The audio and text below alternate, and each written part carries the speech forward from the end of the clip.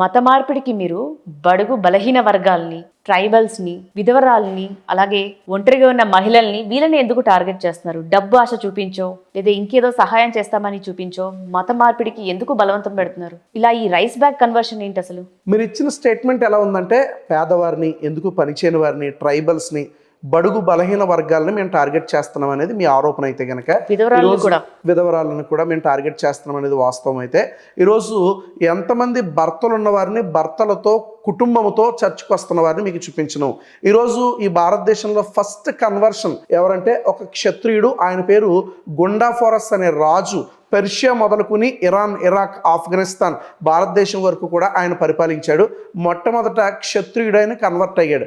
రెండోదిగా 34 నంబూరి బ్రాహ్మణ్ ఫ్యామిలీస్ వారు యేసుక్రీస్తుని సొంత రక్షకుడిగా అంగీకరించారు.